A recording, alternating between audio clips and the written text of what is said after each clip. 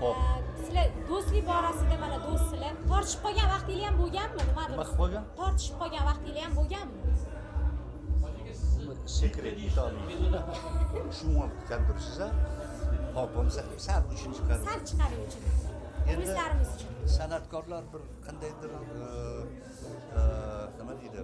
ijodiy Yo, ijodiy o'z yo'lida-yu, endi bir Do'stlik borasida demoqchiman, Masalan, tortishib qolgan. masalan, ko'chada bir ajoyib go'zal singlimiz o'tib ketyaptilar, a? Endi o'sha, endi albatta ijodkorlar bir boshqacha qarashadi-yu.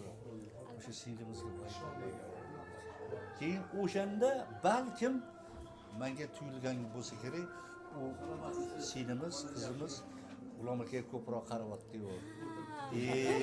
Ana o'shanda tortishuv bo'lishi mumkin. Boshqa hech qanaqa tortishuv bo'lmaydi. Boshqa tortishuv. Qo'pol qilib aytganda rashk bo'lishi mumkin. Men uni aytkim kelmadi. Endi o'sha balkim Endi rashk temasiga qaytganda do'stingizni ham rashk qilishingiz mumkinmi? Boshqa do'stlaringizdan? Yoki ularni boshqa do'stlari? bu oddiy narsa. Bo'lganmi shunaqa holat? Bo'lishi mumkin. Har holda men bu narsalarni sezganim yo'q.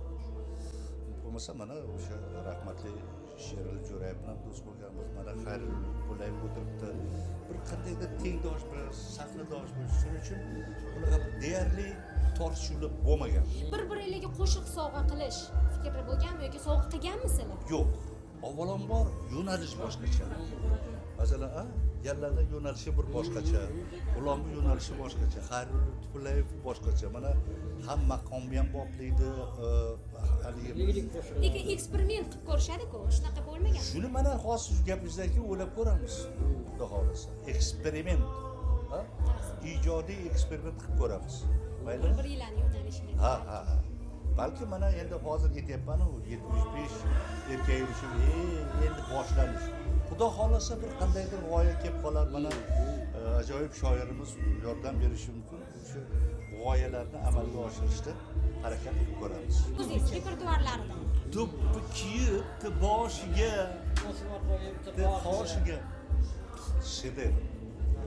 Mana endi men shuni guvohi bo'lganman.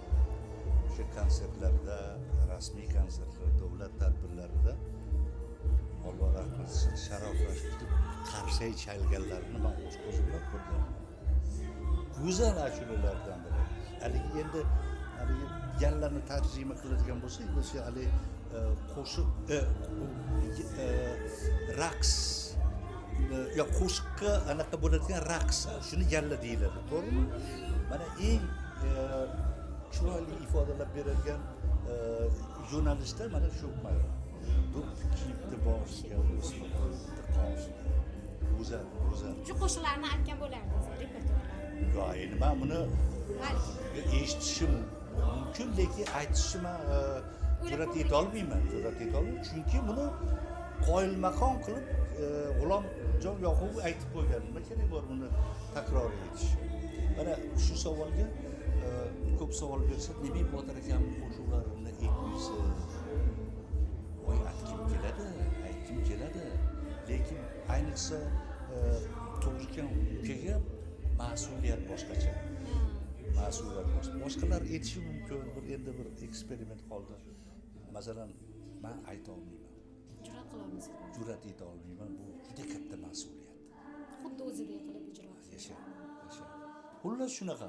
Rahmat.